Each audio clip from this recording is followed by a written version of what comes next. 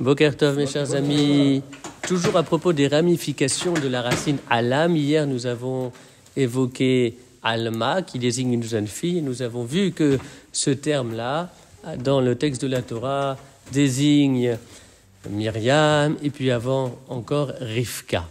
Le masculin de Alma, c'est Aélem. Élem, c'est un jeune homme. Et dans le texte biblique, c'est David, qui n'est pas encore David Améler, qui n'est pas encore le roi David, qui est désigné par cette expression de Aélem. En effet, dans le premier livre de Samuel, au chapitre 17, il y a l'un des épisodes les plus connus de toute l'histoire biblique, à savoir le combat que David a mené contre le géant Goliath.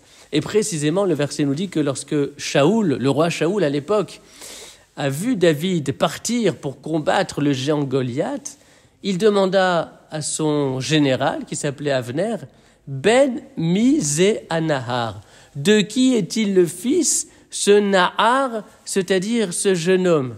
Et le général Avner répond qu'il ne sait pas.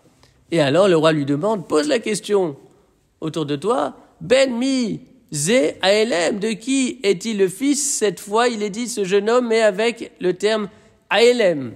C'est-à-dire qu'on est passé de Nahar, un jeune homme connu, à Aélem, un jeune homme inconnu. C'est-à-dire que le fait qu'Avner ne sache pas qui est cet homme parti combattre le géant Goliath, ça épaissit le mystère autour de David, et alors que dans le premier verset, il était simplement désigné de Nahar, dans le deuxième, il est désigné de Aélem, c'est-à-dire de jeune homme mystérieux, duquel on ne sait pas grand-chose.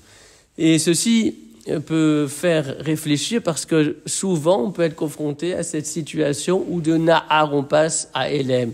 Cela veut dire que parfois, on peut croire connaître des gens, et puis ensuite, on s'aperçoit qu'en réalité, on ne les connaissait pas vraiment. C'est le Nahar qui devient Aélem.